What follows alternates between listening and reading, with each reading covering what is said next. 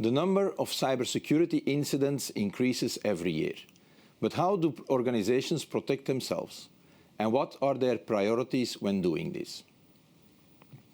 I am Raf Peters, Cloud and Cybersecurity Lead at Proximus. And today I will discuss how companies in the Benelux deal with cybersecurity.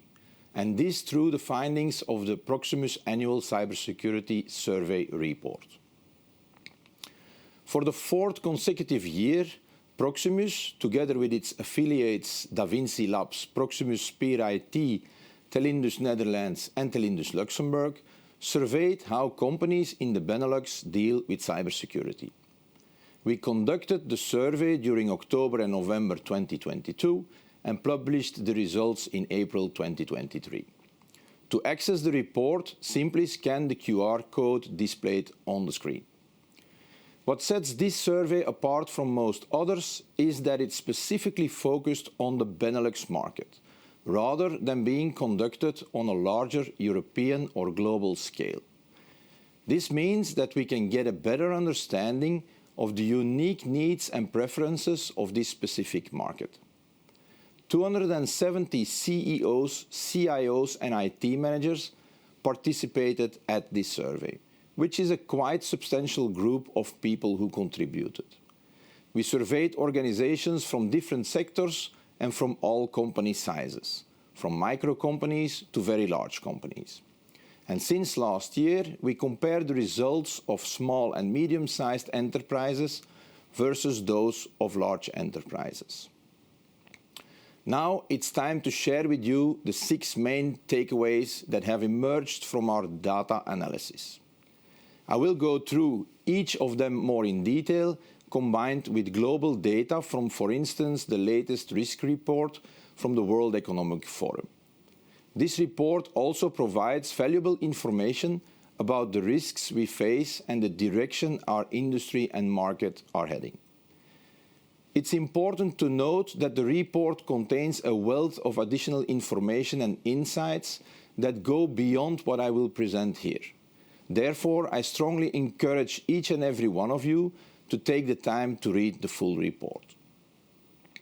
Conclusion number 1, which is a quite alarming conclusion to be honest, reveals that 32% of the companies that participated in our survey experienced one or more cybersecurity incidents during 2022.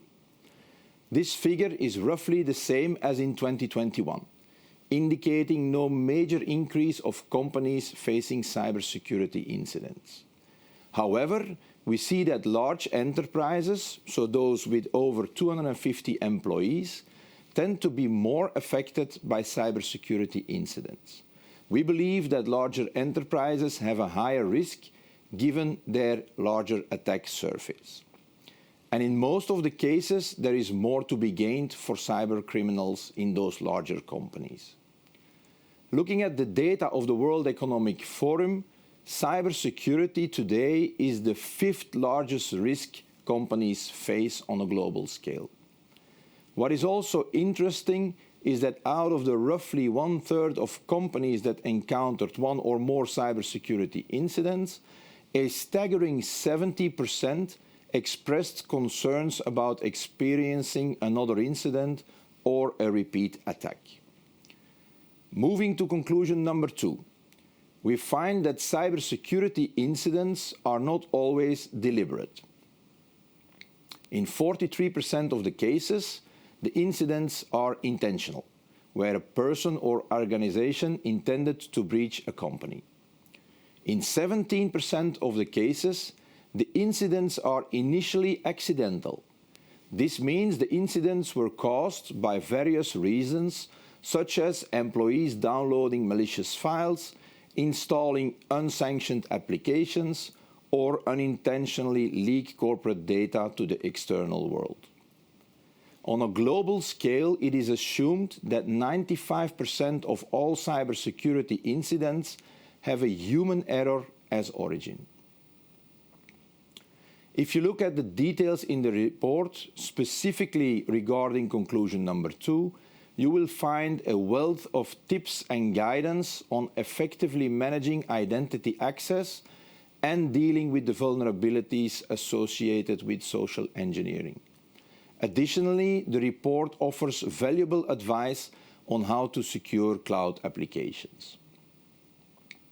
Conclusion number 3. 1/3 of cybersecurity incidents result in employee or, in a more severe case, to company downtime. This figure was unexpected for me, as I anticipated a higher percentage. In most of the cases, we observe that companies need roughly 1 week to recover from an incident. On a global scale, it is widely assumed that hackers create access to organizations typically 90 to 120 days before actually executing their desired actions, such as, for example, deploying ransomware or other malicious activities. Knowing this, we advise to build strong detection capabilities to detect the breach before the malicious intent is executed. Conclusion number 4. Approximately 50% of cybersecurity incidents have a financial impact. In my opinion, all cybersecurity incidents, in one way or another, carry a financial consequence. Thanks to the data provided by our respondents, we can observe how companies perceive the financial impacts and where they allocate their spending and estimated costs. According to the data, 63% of organizations estimate the financial impact to be less than €10,000. 26% estimate it to be between €10,000 and €100,000, and 11% believe the direct financial impact exceeds €100,000. If I zoom in on the global scale of ransomware, for instance, this business is estimated to be worth between $600 and $650 million. This is a significant increase of 435% just compared to the previous year. To put this in perspective, let's consider the profit generated by ransomware industry in 2013, so a decade ago. It was around $500,000. Conclusion number 5 focuses on awareness training in cybersecurity. The goal of awareness training is to ensure that employees become more experienced in not only detecting cybersecurity incidents, but also in handling their applications and IT environment in a professional manner. Unfortunately, 4 out of 10 businesses still do not consistently invest in cybersecurity awareness training.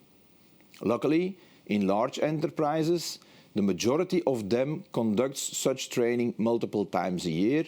In total, roughly 80% of large enterprises conduct at least 1 employee awareness training per year. Nevertheless, there is still a notable 22% that doesn't organize employee awareness programs. As said before, the report offers valuable advice on how to consistently improve an organization's cyber resilience. It emphasizes the need to continuously enhance cybersecurity maturity, both within and outside the organization. When it comes to a cybersecurity strategy, only 53% of companies have one in place. And concerning a cybersecurity incident response process, 73% confirmed, although at least 50% is only actively working on it and 23% is work in progress. Our recommendation is, of course, to start with a solid strategy based on zero trust for internal as well as external stakeholders. Now, let's move on to conclusion number 6, which is a positive one. Here we look at the budgets that organizations have available to spend on cybersecurity. This slide brings good news, as it shows that 46% of organizations have a similar budget as last year, indicating no budget cuts in cybersecurity.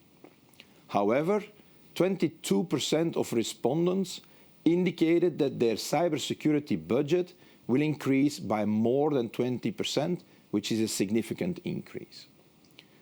Of course, there's a distinction between small and medium enterprises and large enterprises. Moving from the cybersecurity survey report to Proximus's bold 2025 strategy and how this translates in helping you to secure your organization. Two important keywords for me are trust and connected world.